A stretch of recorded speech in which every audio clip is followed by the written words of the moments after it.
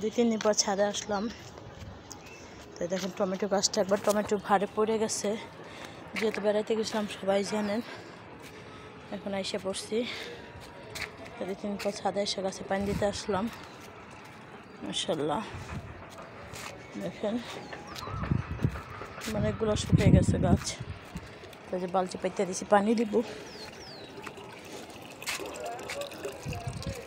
দেখেন কত সুন্দর গাছ গাছালি, এরকম গাছ গাছালি এরকম ভালোই লাগে। কার কাছে কেমন লাগে জানি না, বাট আমার কাছে ভালো লাগে।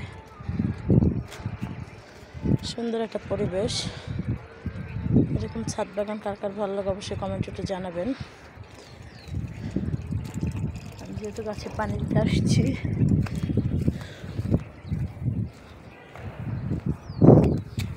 বালতি আর মগ সবসময় এটা রাখা যায়।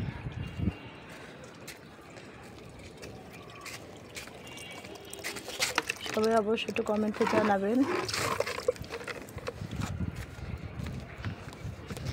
কারণ বোনের বাসে বেড়াইতে যাওয়ার পর পানি দেওয়া হয়নি গাছের। তো আজকে ভাবলাম একটু দিয়ে দিয়ে গাছের গোড়া শুকাইছে, এই গাছে কোন বেগুন হয়ে গেছে মাশাআল্লাহ।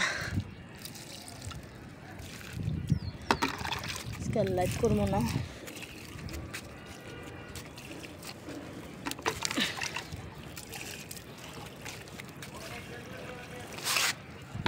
গাছটা কালকে খায় দেখেন টমেটোর ভারে টমেটো গাছ একবার পড়ে গেছে, তাই ইনশাআল্লাহ করবো। মানে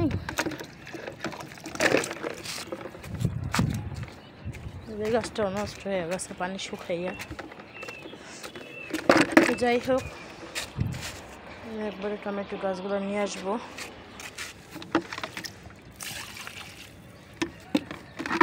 মানুষটি দেখেন শুকাই একবার চঞ্চল হয়ে গেছে।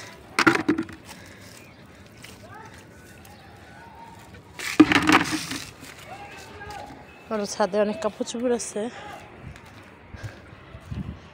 কেমন হয়েছে আমার ছাদ বাগানটা অবশ্যই একটু কমেন্টে জানাবেন।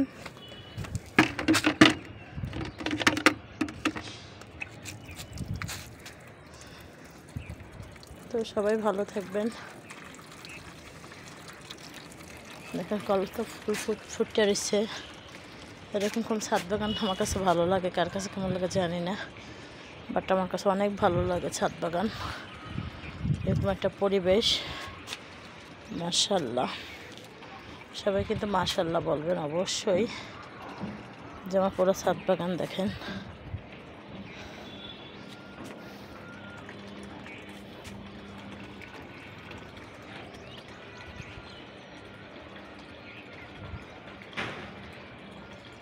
তো সবাই ভালো থাকবেন, সুস্থ থাকবেন, আল্লাহ হাফেজ।